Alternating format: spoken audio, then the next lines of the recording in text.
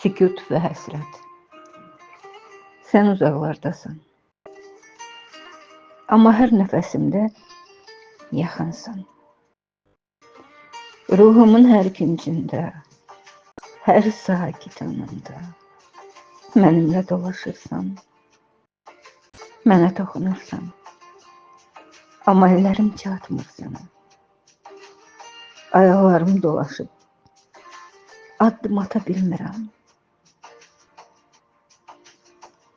Hər yol uzanır, amma mən hələ də yerimdəyəm. Səhər işığı pəncərədən süzülür. Qəhvə qoxusu, boş qablar, tələsik addımlar. Hamısı bir döngü, amma sən yoxsan. İçimdə bir boşluq kimi dönür. Gözlərim yorulur. Ağlamaqdan kör kimi. Hər damla göz yaşı bir daş kimi sinəmə düşür. Hər sınmış ümid mənimlə bir yük olur. Öz ayaqlarımın,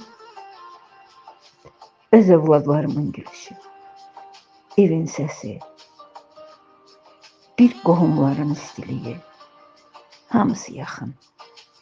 Amma mən yalnızam. Dalğalarla boğuşan kimsəsiz bir gəmi kimi. Xatirələr zaman və yaralar, tənha bir ana kimi dayanıram. Qucağım boş, ürəyim dolu. Uşaq xatirələri, ilk sevgilər, sönmüş arzular, hər biri içimdə bir yara açır. Amma mən o yaraları qucaqlayaraq yaşayıram. Hər sükutu bir musiqi, hər boşluğu bir rəng kimi qəbul edirəm. Gerçəklik, həyat sərt, soyuq, acıdır. Gecələr işıqsız otaqda oturub divara baxıram. Sanki divar mənim həsrətimi danışır. Səhərlər yorğun bədənimlə avtobusa minirəm. Evimə alınan bir yük, ağır. Addımlarım asta, nəfəsim dərin. Amma bu mənim gerçəkliyimdir. Hər ağrı, hər həsrət, hər susqunluq məni yaşamağa, sevməyə, hiss etməyə öyrədir. Ümidlə gözləyirəm.